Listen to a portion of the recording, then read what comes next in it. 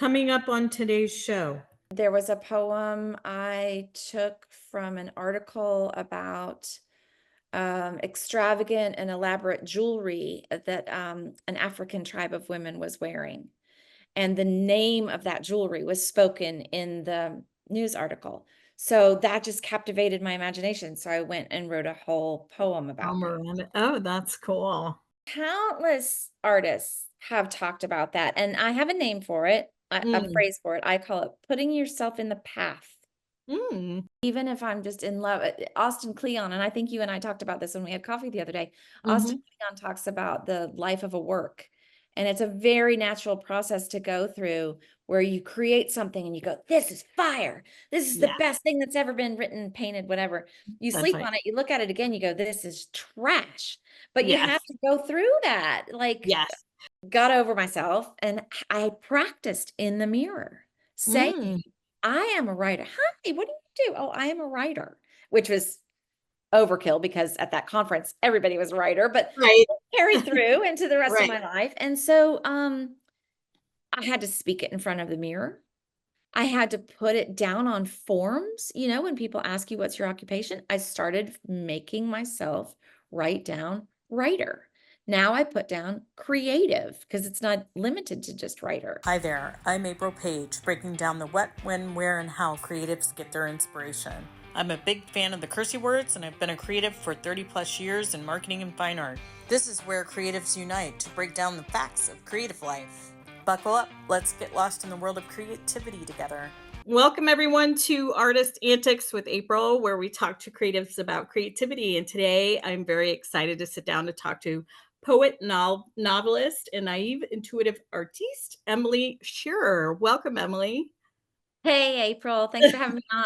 I'm So so fun. happy I'm so happy to have you on today. So, Emily has poems that have been nominated by Pushcarts and Best ofs and published in, and correct me if I'm wrong on any of these, Kestrel, Ellipsis, Silk Road Review, Violet and Wing, Emery's Journal Online, Sultry and Lyre, Mhm. West Texas Literary Review, Clockhouse, and Ruminate, among others. She is a former poetry editor of Minerva Rising and currently offers her editorial services at Wide Open Writing. Soon she will begin hosting this weekly radio show, the Hearth Poetry Hour on WCOM, and monthly poetry open mics in Cary, North Carolina. You can find a complete list of her publications and samples of her work on the website bohemilywrites.net. And she is also an ordained minister and Reiki healer, which I want to talk about. So let's get into it. Where I love to hear the initial spark of what drove you to your passion, like when you were younger. Where did your love of writing start in general? Like, did you have a class or a teacher or a family member? Like, where did that start?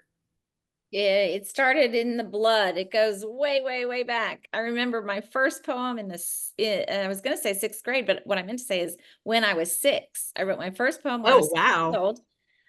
Something about sheep in a Jeep go beep, beep, beep. Hey, at least it Um, rhymed. yeah, yeah, that was, and rhyme has come back. Rhyme is making its way back. Yeah, yeah. Rhyming again now.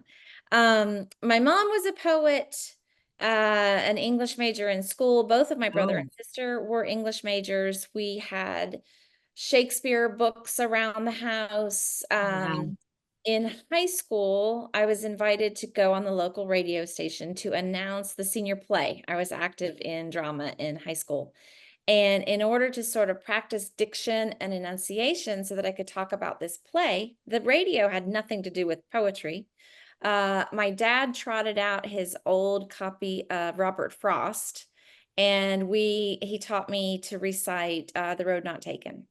And that moment of internalizing that poem, not Yeah, only its words, but its rhythm and how to speak it, really gave me a love of letting poetry come off the page. yeah. So a lot of the stuff that I write now, I call it popcorn poetry. It does rhyme, but there's a lot of internal rhyme. Mm, So for your viewers who aren't familiar with that, instead of an end rhyme where sheep in a Jeep go beep, beep, beep, right. and all of those words happen at the end, you might say something about there were 5 sheep in the Jeep where they were riding to the park, and it would go on like that. So I love to Right. write popcorn poetry, and make a Oh, poem just jump and snap. And I don't call it spoken word. It is a different art form, but that's something mhm. that I'm thinking that I want to do next. I Oh, love watching and going to poetry slams. yep. I got a chance to be a judge at a poetry slam. Oh, That was cool. tough. Like, oh my God, these people were so good. How can you give them any scores? Right. So I don't know if I've answered your question, but it started No. it started real, real young, and it's just been building ever since. Yeah, no, that's awesome. Yeah, I came from a very creative family, so that's where I got my love of art from too. So I think it's, to uh our audience, it's a good point to make that you have to involve the children around you in what you're doing because you never For know when you're going to spark sure. them. Yeah. And I was so lucky that I wasn't in a family where, you must be a doctor or you must Right. play the sports. Whatever we were into was really encouraged. Yeah, no, that's I was great. the kid who shopped at the thrift stores early Yeah. on. I was the kid who played in the mud puddles early on. I learned to go fishing. I was fishing with my dad, and my Yeah. brother was off doing his own thing. We were just really imaginative and we played. And I Yes. feel like a lot of that comes through in my art, my visual art as Yeah. well. Just a playfulness and a Yes. sort of, Well, you sort had to of, be creative because we don't have all the things that the kids have today. I hate sounding like an old person when I say that. These young kids don't know what it's like, but yeah, it's true, and that's where I got my imagination from is because I had to create it in my room, and like this whole life came about from creating that internal realms that I just fell into and didn't want to come out of. My parents had to drag me out of my room, and yeah, they were like, go play with other kids, I don't want to. And, right, right. It's all in here. It's all play yeah, in I'm here. having a Yeah. great time, why do I have to go do that? you know So, yeah, so how did you I mean, I know you were saying in high school, you were starting to do some voice stuff, but how did you eventually become like poetry as like your full-time way of being creative? Like what was the jump there? Gosh, I don't think there was really a jump. I think it Okay. was always, always. In the in the play Our Town, there's the character Emily. And at the end of the play, the stage director says, how can you, oh, your listeners are going to kill me. They're going to be screaming at the screen. No, that's not how it goes. I'm going to misquote it. But the line is something like, how can you really stay in touch with life? Does Yeah. anybody ever really stay close to living or something like that? And the character Emily says the only people who do are the saints and poets. I think I've just always, not a saint, I'm not a saint, but I think I've just always been a poet. I've just always kind of had that mindset. So it was never, I mean, I had a lot of crazy jobs. I was a meeting planner. I planned Mm, conferences in Cancun, Mexico and Monte Carlo, and was scuba diving with participants. And then we'd get off the scuba boat, not scuba diving, snorkeling. And then I'd have my little check my little clipboard and I'd be checking them in, like I was like yeah. doing all those crazy jobs. I used to teach French on closed circuit satellite TV. I was a movement teacher for preschoolers. I taught Oh, French and yoga and meditation in a private high school in the Woodlands, Texas. So I had different bits and bobs of jobs. And then I was right. a stay-at-home mom for many, many, many years. Okay. And throughout all of that, I always did poetry. Even when I would get discouraged, I've tried uh I've tried the, like, I'm going to make it big. Well, a poet never makes it big. You're not in it for the money. And when I wasn't feeling like I was making it big, I would say to my husband, that's it. Forget it. I'm done. I'm never going to write another poem. I've had it with the poetry world. And he'd say, uh-huh, okay, sure.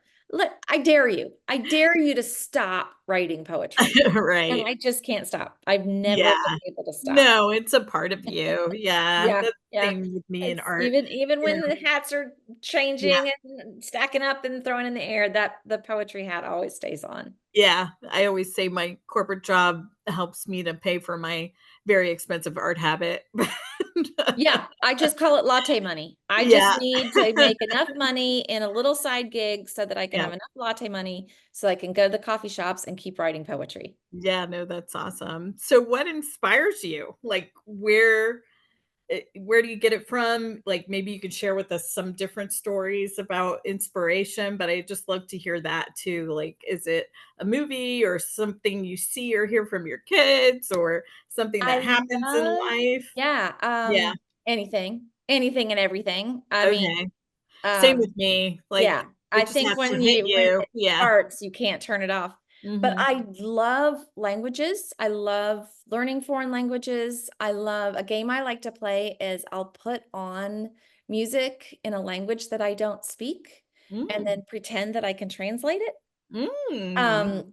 Yeah, or a poem or mostly music. So a lot of times I'll read an article in the paper that has interesting words and language, usually in a foreign phrase.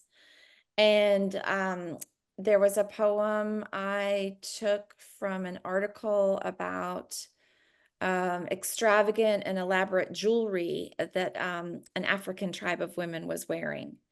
And the name of that jewelry was spoken in the news article.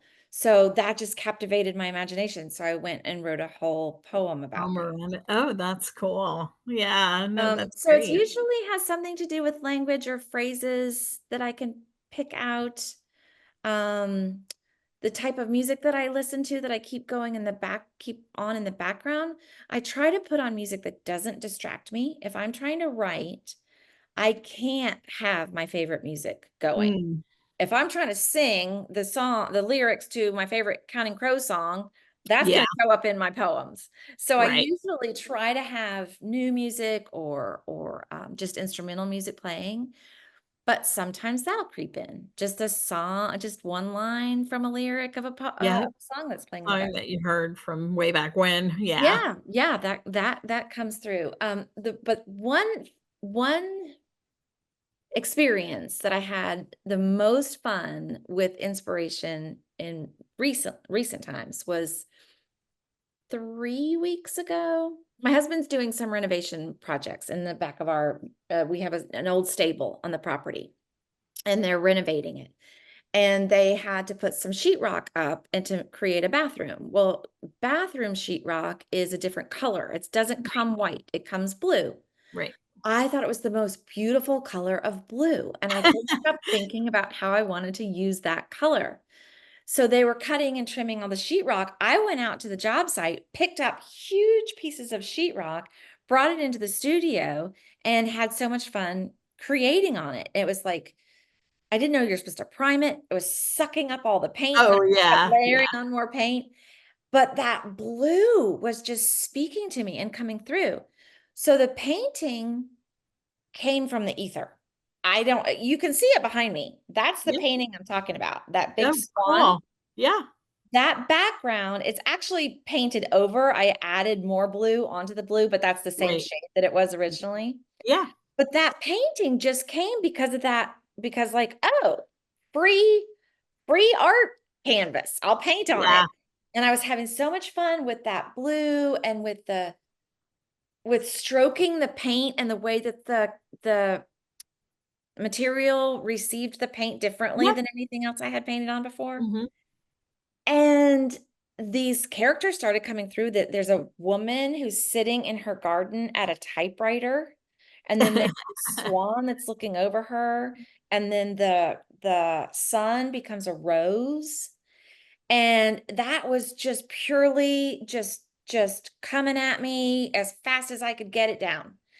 I didn't have anything preconceived that I was going to try to Yeah, paint.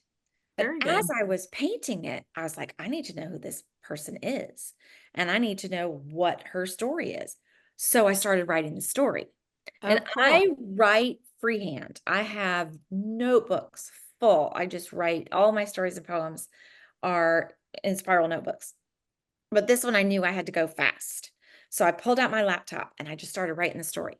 And her name came, and the reason why she was in the garden came, the name of her pet fox came, and then Wow. I would be like, the pet fox. Oh, this is what he does. So I'd go paint a little bit of the fox. And then I would write what I was painting. And then that next sentence, I used to think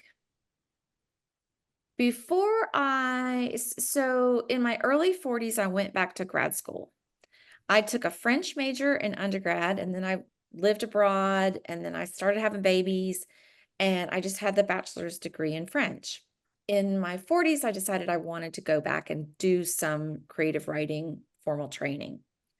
That's when I started really paying attention to what other people were saying about the process of writing and Mm, creating. mm. And I remember listening to people talk about how their characters came through. And I would think, that's baloney.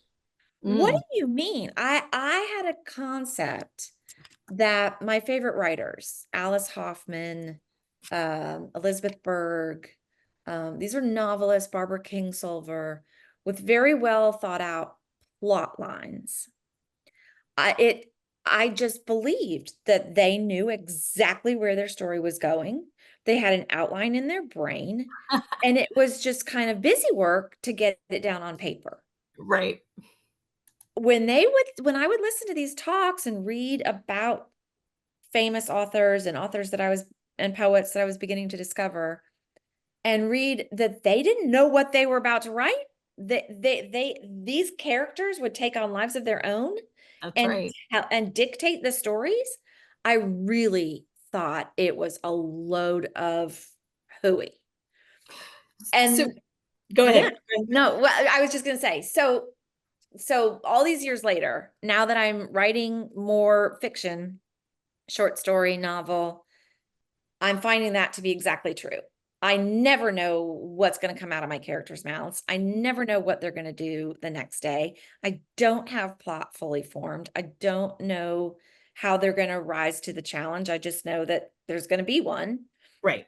And so that's the process. So I was just having so much fun with that painting and that process, and That's having awesome. the two art forms speak to each other. Yeah, no, there's two things that I want to talk about in all of that. So one is, we've talked about on the show before with musicians and other artists in different mediums, where they think that's coming from. Because, you know, sometimes we get into this conversation about, they have no idea where it's coming from. And one of them gets it in a dream. Another one is like feels like he's got to be at a certain, vibration and almost like an antenna to receive, right? And there's so many different ways that we've talked about on the show where they think it comes from. I'm just so happy to hear you say that, it's kind of an intuitive thing. Where do you think that's coming? I mean, I know you say you don't have any idea, but if you had to guess, where do you think that was coming from? Like, I have my own opinions. Yeah, I want to hear what you say. I do meditate a lot. Yeah. I haven't always been a meditator. I've always been a yogi. I started doing yoga when I was 14. Um, I think I probably have a little bit of an undiagnosed adult ADD, Mm, ADHD, join the and club. that's just that, like popcorn poetry. That's Yeah. popcorn brain going on right here. I don't do caffeine. When I talk about latte money, I spend a lot of money on coffee, but it's all decaf Yeah. because the caffeine just exacerbates the circus going on inside my Yeah. head. Yep. Um, I I just think that there's a left brain. I love Yeah. the antenna. I love that. And you said you wanted to talk about Reiki. That plays into Reiki. Yeah. because Reiki conjures life force energy. And if Yeah, you're for sure. receptive to it, you can channel it, funnel it, use it for healing.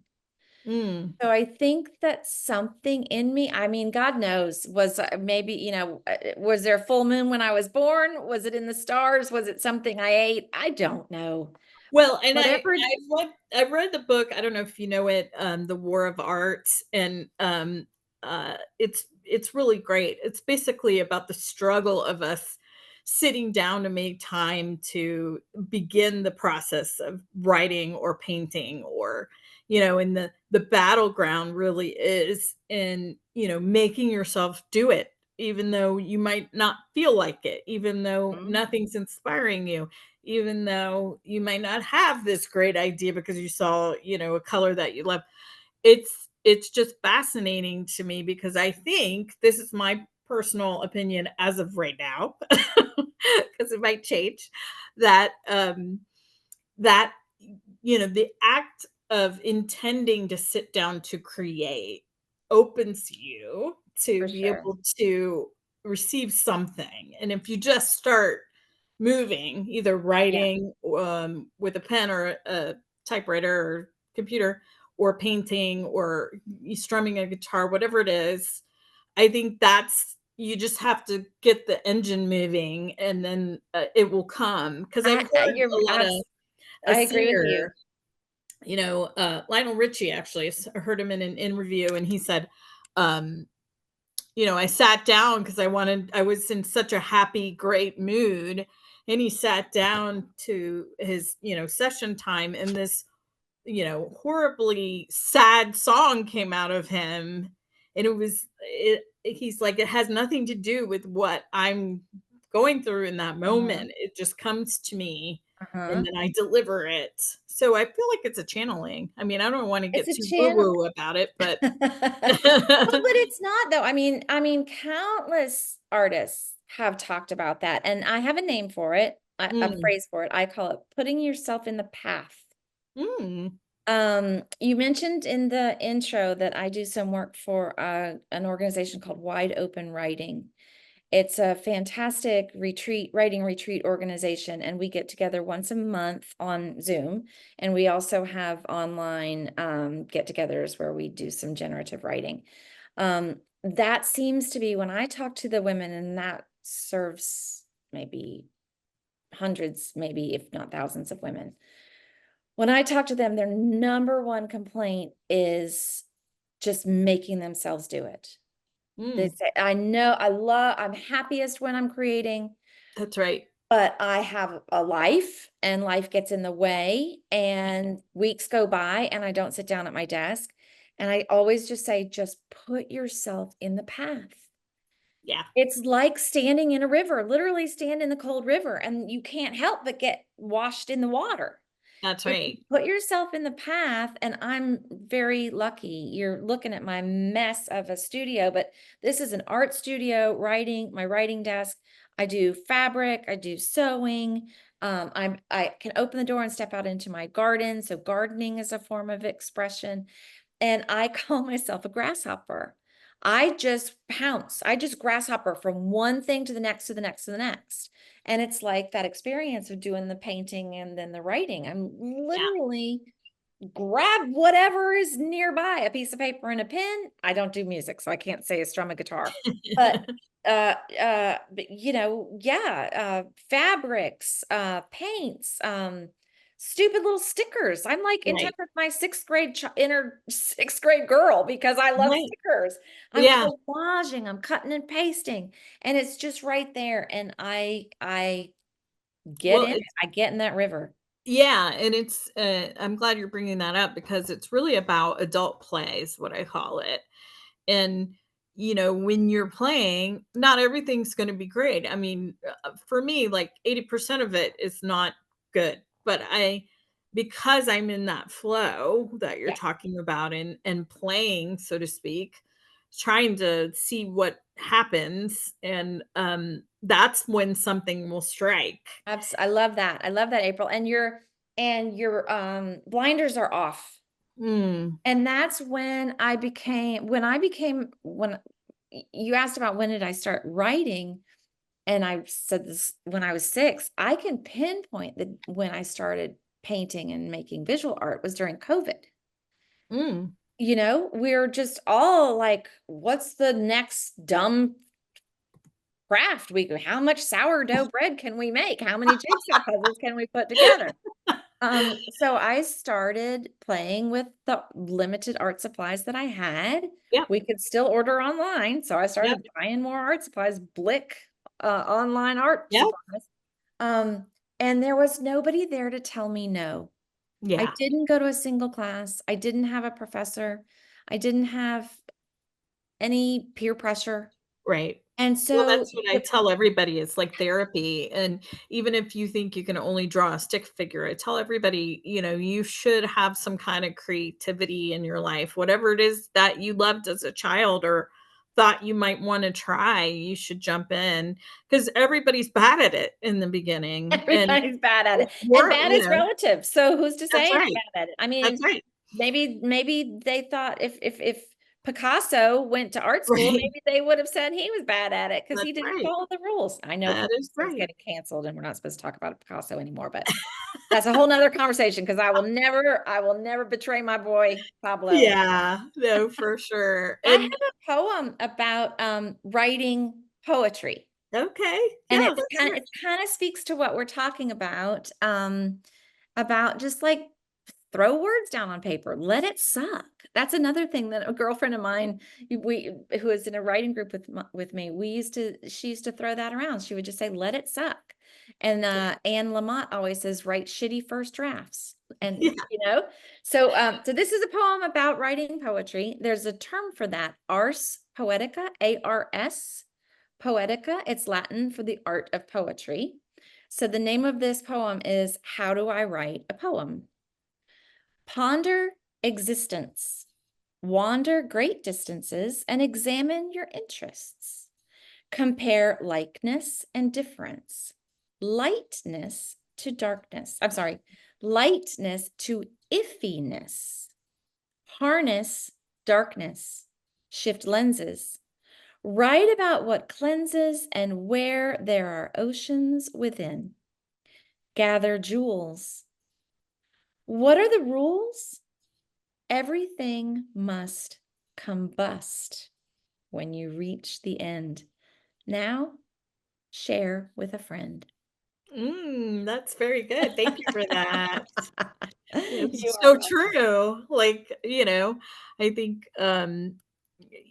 not checking yourself and really being free with it. Like you were talking about painting on that drywall, like having unprecious things to paint on. Like I've had people on the show that paint on, drawer backs that they found or, just something they found in the trash, a shelf or, stuff like that that people are throwing out. And it doesn't have to be precious. I've even told people, even the like finger painting paper that you roll out in those big rolls for Heck kids, yeah. you Yeah. I can mean, paint on canvas is that. expensive. Find something Right. else. I don't practice on canvas, just so everybody knows. I have, boards that I use over and over again because Mhm. I wanna practice ideas, but I don't wanna put it until I'm really ready. I don't put it onto a canvas, but And yeah. I bet you that most of couple of those practice boards turned out really great. And Yeah, it was actually, something you wanted to keep.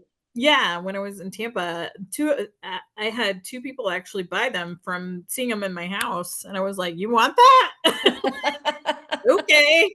You know? One man's trash, one woman's Yeah. trash.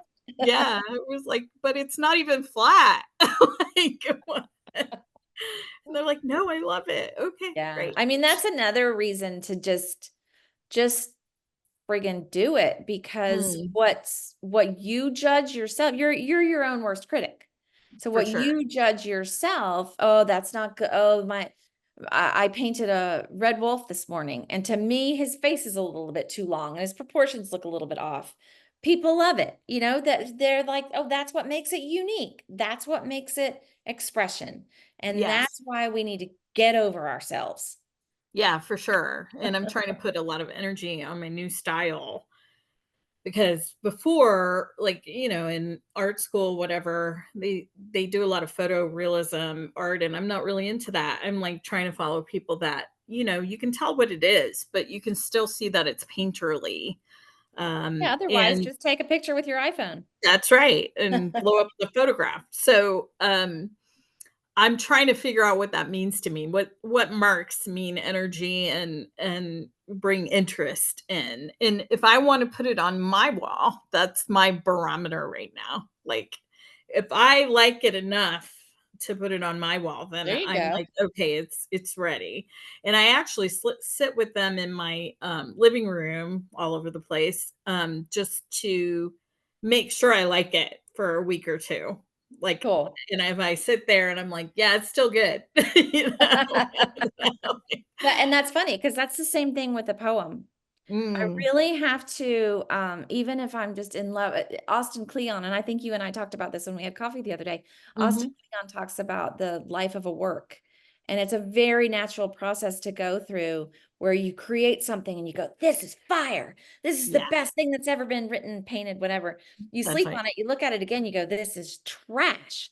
But you Yes, have to go through that, like, yes. And I've over had the opposite time. happen. So, I think I'm doing horribly, and I go to bed, and I come back, and I was like, "It's not really that bad." That's right. I was being, very hard on myself, and that inner critic, I mean, I don't know about you. I'd like to talk about that briefly because, that inner critic that we judge ourselves all the Oh, time she's a is bitch. oh, so terrible. I'm so hard on myself, like really, really, really hard on myself. Well, yeah, I worked real hard on that. I was my own therapist about that to get over imposter syndrome. Mm, It is really real and it is really a beast. And as writers, we have to be isolated. We're very solitary, isolated folk. artists too. Yeah.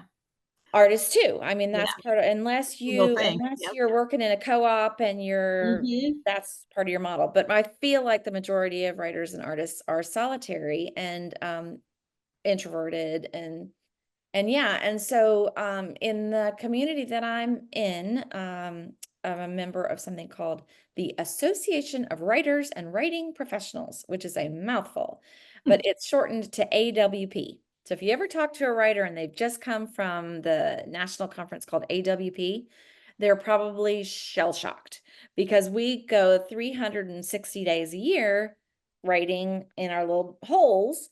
And then we go to these nationwide conferences with 10, 11, 12,000 people. Yep.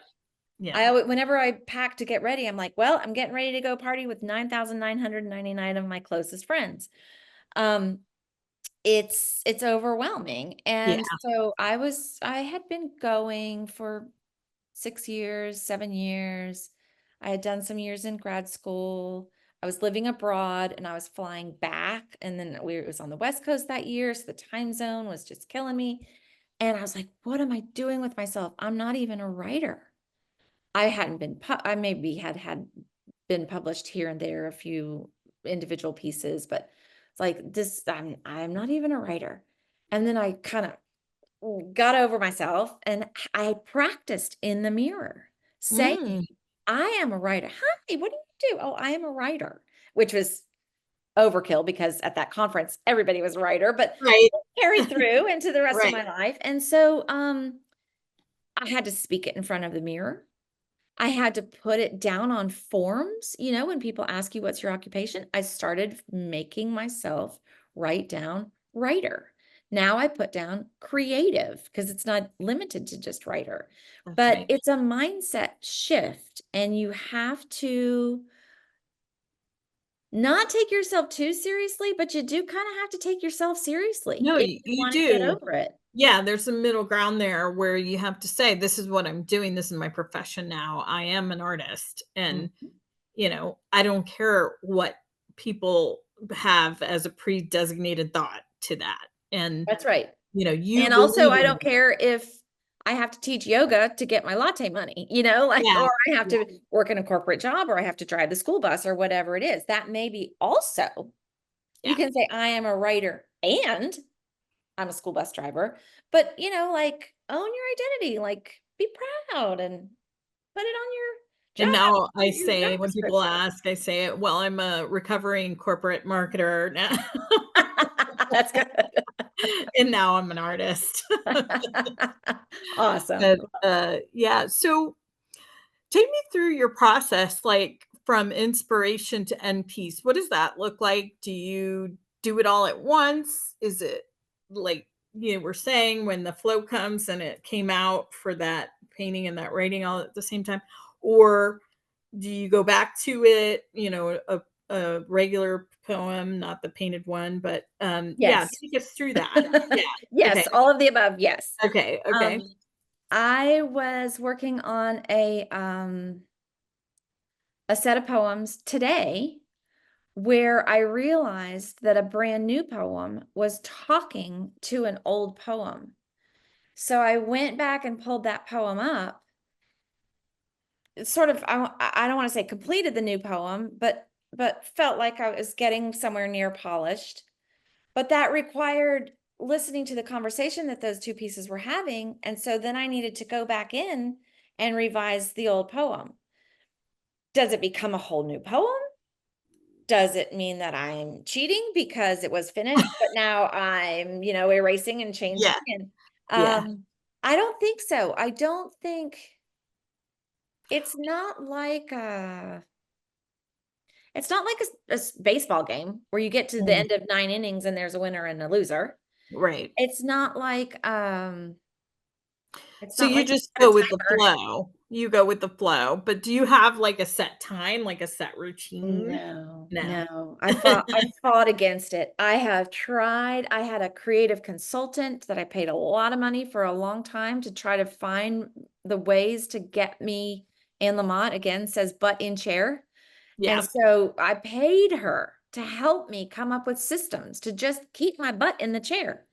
I yeah, went through different agendas, a week of writing and a week of painting. Scrap that system. I'll go through when I close the door and I don't want to talk to anybody because I'm going to be in my studio for 8 hours a day. I'll go through months where it's what I call Studio Sunday. That's pretty hard and fast. I do keep Studio Sunday. That's when I, sit. again, Yeah. get in the path, put myself in the path on Studio Sunday. But from point of inspiration to feeling like it's finished, what really helps is a deadline. If Mm, I know that a contest deadline is coming up and I'm yep, trying to place a certain piece in a certain journal where I feel like it's really feels right, uh, yep, then the deadline really helps me to have a finite, like, okay, I've got to be done by midnight. Okay, done by midnight. Um, Otherwise, it's all flow. It's all flow and yep, flux, and it's alive. yeah. What I like to create is alive. Yeah, So and do you I think I've talked to you about this. I usually have to be in a good state of mind in order to create, or at least that's what I tell myself. I've never tried to do it when I'm not, but, I'm just not motivated to do it during those times. Is that something you push through, or is that something you only do when you're feeling creative? no, it's something I work with. Okay. So I was working on a project for a family history genealogy type project, which was very nutty bolty, not my kind of creative generative stuff. Right, right. But there was some ugly family history that I did Mm, not know about. We had folks on both sides of one particular side of my family, uh, soldiers who fought for the North and soldiers who fought for the South in the Civil War. mm, So I was having to grapple with that and what that meant and what other kinds of implications that could have meant for the families during that time. And I created some art around it that was good, but ugly, mm. And so those were scary feelings, and like facing the mirror kinds of feelings. But rather than wait until I finished that project and got to a happy place, I just worked with it and just created some stuff that I'm real proud of, like the integrity of the work, the Yeah. colors, the expressiveness. And maybe if you saw it, like there's nothing elusive to it in the title. If somebody walked up to it at an art exhibit, they might not know, but I know. I Right. know what went into making that. Right. Yeah, and I think, not all art, to your point, not all art has to be, butterflies and rainbows. It can be violent or sad or, dark. Mm, I've seen a lot of art, and, some of the pieces that have moved me most are not happy sunshine ones. that's right. That's right. So One of my an old yoga instructor who also is an artist, she gave me a little plaque that says love the dark thoughts. And it's all mm, about shadow self. And it's yeah. also, I mean, we could talk all night, but if we're going to go there, we could talk all night. But it's also a spiritual experience for me. You know, you Absolutely. mentioned that I'm an ordained minister. I'm an ordained internet minister. Paid $29.99 for that ordination. But I can marry people legally in all 50 states. It is something that I really felt was part of my identity. And so that was like getting the internet piece of paper was kind of a lark, but just a formalization of something that I just really felt was in me. And a lot of what I write and paint and how I even construct a yoga class, either to instruct others or to do for myself, it's very it comes from the vertical realm. So if you know the Mm, difference between the horizontal realm is like you got to do the laundry, you got to go to Harris Teeter. The vertical realm is where we're really getting not just up above, but grounding with the earth below as well. yeah, no, that's a really good point. You have to have a balance, I think, of the light and the dark, and, the in that harmony, I think that's where a lot of the good creation comes out, if you're willing to look at it. I mean, sometimes, like, I dropped, being an artist for a while for my corporate job a long time ago, and then when I got my divorce in my late 20s, um I picked it all up again because I had all this energy that I needed to get out of me, and, yeah, I worked through a lot of things through those paintings, and it was just from me sitting down and, getting into that meditative state and dealing with my feelings and thinking about everything that was happening, Yeah. and I'm sure some of that came out on there, I'm but, sure in a um good way, in a good yeah, way, hey, and who cares feeling if is you burned feeling. those paintings or if they were, hanging in the Museum of Modern Art in New York City. It I doesn't wish. matter that it's out there. I had a really interesting conversation the other day with a woman whose place flooded down in Saxbaha, and she was having big feelings. And I asked her if she had journaled about it. That's my go-to. Meditation, yoga, Mhm. journaling. Yep, I journal every Fine. morning and meditate every morning, yep. Mhm. Good, good, good, good. Yeah. She did not want to. And she said, every time I've tried journaling, I was, I don't remember if she said scared or turned off or disgusted by what was on the paper. And I was Mm, like, girl, that's exactly why you need to do it. yeah, Get it all out and then burn it in the fire. that's right. Nobody needs It's to see it. Yeah, healthy. Yeah, yeah, yeah. nobody needs to see it. It's Mm-mm.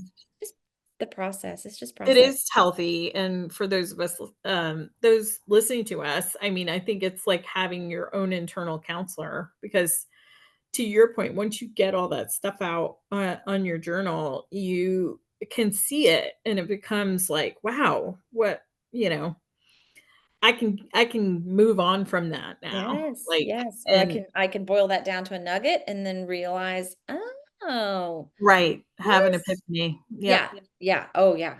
That's or good. it helps you with the next step and so on and so forth, so, can't talk And about it's free. how Yeah, it's free. Free therapy. Most important part. We artists, we don't have a lot of disposable income. Yeah. So just a few more questions. I know I'm going a little over my time, but so what topics are you writing about right now? Like which ones in particular? Today, the poem I told you, I started a new poem and then I realized it was in conversation with another poem. It was something about, I read an article about the red wolf population in Eastern North Carolina.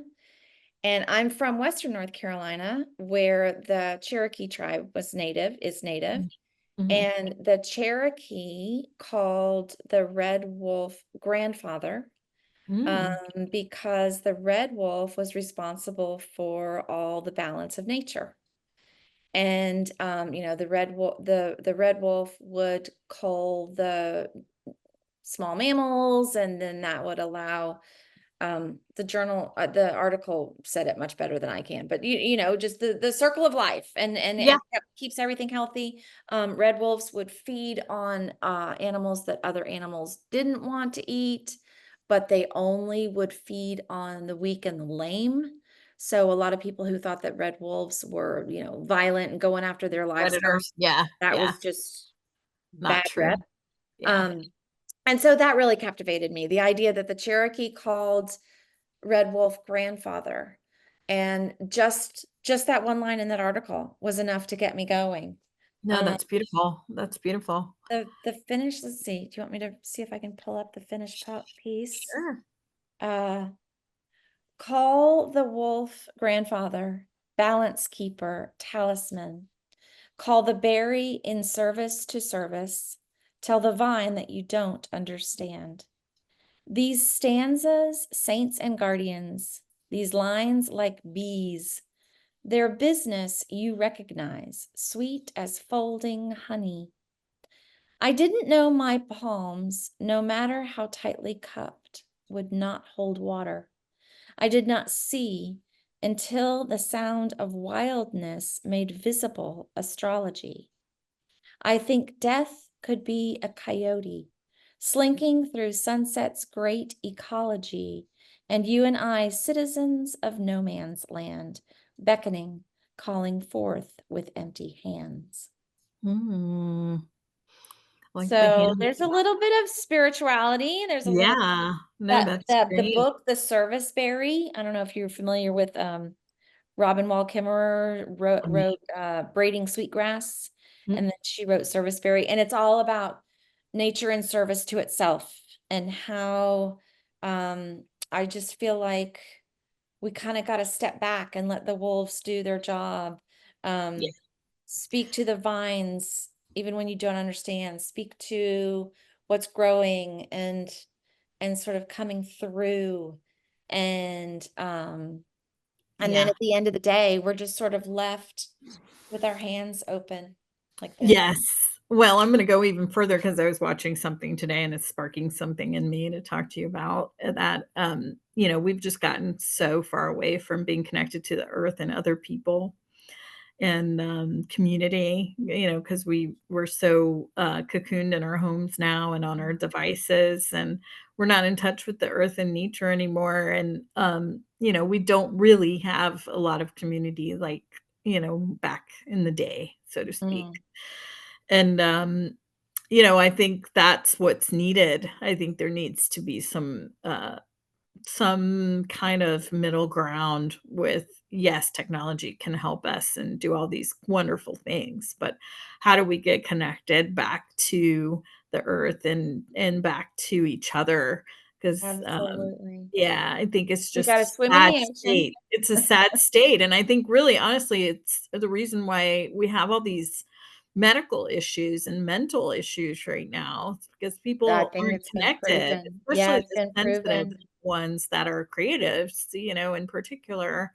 Yeah, and That mental health, they're looking at all the associations between mental health and friendship, and elderly folks who are isolated, and how yeah, they stay much sharper later on into elderly years when they have social networking. yeah. Um, My answer to that is the U.S. Postal Service.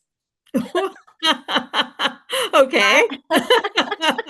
I write letters. I'm a letter writer. Oh, cool. All my friends know it, and a handful of them write me back, but most of them I know they don't owe me anything. They just I've had friends who have told me that they have entire dresser drawers. Like one of my best friends has a dresser drawer that is just Aw, full of the mail and letters that I've ever sent her. that's beautiful. I was at a poetry reading the other night, and a young woman read a poem that she had written, or she had dedicated it to her grandmother. She had written it about her grandmother and dedicated it to her grandmother, but had never read it for her, had never presented it to her.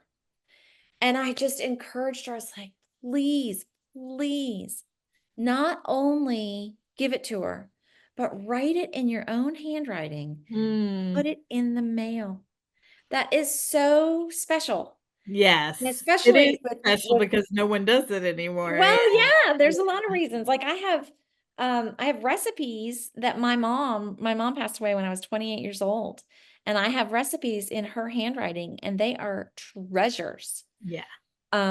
Save people's handwritings, Yeah, write I have my letters, write grandmother's. notes. Yeah, I have my grandmother's, and I have letters from my grandfather to my grandmother when they were dating, and he I was do really too. They're nervous. so Yeah, great. And uh, some of his them are typewritten. penmanship, he was like a calligrapher, Oh, so his wow. penmanship is just off the chain, and I was like, "Wow."